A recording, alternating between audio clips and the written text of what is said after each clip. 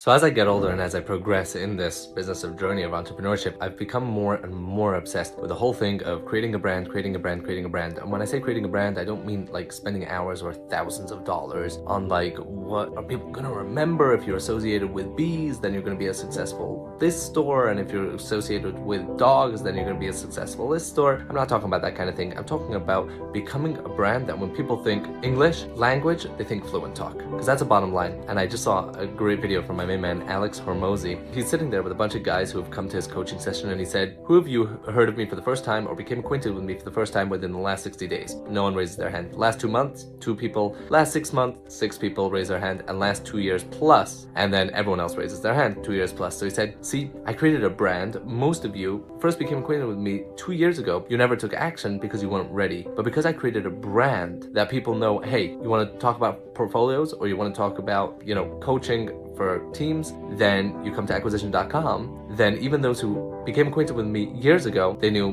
that when they were ready to come to acquisition.com. And that is why he's put an insane amount, like he didn't used to be all over social media, now he's putting an insane amount of his day into social media and growing the brand so that people know of acquisition.com. And even when the 16-year-old reads that, years later they'll come. And us at Fluent Talk, we're trying to do the same thing, that besides for just advertising or trying to convert to sales, we're trying to build that brand. And sometimes it's very hard because at the beginning you need cash flow. So you want to just make you just want to make investments in marketing that's going to drive to immediate sales. However, on the other hand, if you're looking for longevity and sustainability of the business, you really want to think, how can I make it that within this zip code, when people think of language learning, they think of Fluent Talk. When people think of car cleaning, they think of my company. When people think of house cleaning, they think of this company. Pest control, or whatever it is, lighting, deck building, it could be a million different things. The bottom line is start with the zip code, then expand your footprint. And again, it's hard at the beginning, but eventually it really does pay off because most people are not yet ready when you market to buy. But if you're the brand, they'll come when they're ready. I thought that was a great thought by, again, my main man, Alex Hormozy here in Vegas. Have a great day.